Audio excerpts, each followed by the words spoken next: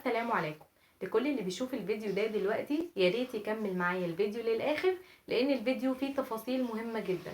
تابعوا معايا الفيديو. 3 من الملايكة، جنى وعبد الله ومكة، من قرية الراهب بالمحافظة المنوفية. صديق أبوهم اللي كان بياكل معاه عيش وملح قتلهم شنقا، لأن الأب قرر ينهي معاه علاقتهم من كتر مشاكله مع أهالي القرية. القاتل هدد صديقه قبل ما يرتكب جريمته وقال له أنا هحرق قلبك، وفجأة خطط وقرر إنه يقتل 2 اخوات وبنت عمهم. جاب طرحتين وراح بيهم لبيت مهجور ودق مسامير في السقف وعمل لهم مشنقة.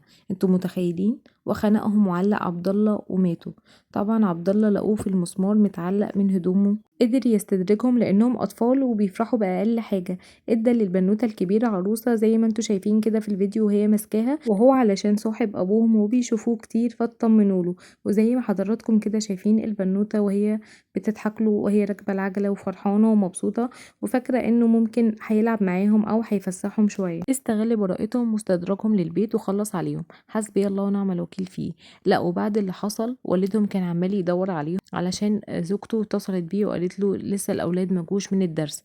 وبعدين وهو بيدور عليهم صديقه اللي هو الخسيس والخاين قعد يدور عليهم معاهم لحد ما في طفله عندها 7 سنين شافتهم معاه وقالت لهم جنى وعبد الله ومكة كانوا مع الراجل ده. وطبعا وقتها كلهم عرفوا ان هو اللي عمل كده، وطبعا حاول يهرب ولكن رجال الداخليه كل التقدير ليهم قدروا يمسكوه. واعترف في التحقيقات انه عمل كده بدافع الانتقام من ابوهم لانه كان في مشاكل وخلافات ما بينهم. طيب هما اطفال ذنبهم ايه؟ الملاك دي بتبتسم له لان قلبها ما يعرفش يعني ايه غدر ويعني ايه هو هيغدر بيها بعد كده، وفرحانه ومبسوطه لانه مركبها العجله. تخيل احساسها كده وهي بتشوف اخوها بيموت قدام عينيها او بتشوف بنت عمها وهي بتموت قدام عينيها وان دورها جاي. حسبي الله ونعم الوكيل فيه. يا رب الحكم العادل قريب علشان يبرد قلب والدتهم. وفي ناس كتير بتقول ان ده اهمال من الام، ازاي تسيبهم يمشوا لوحدهم.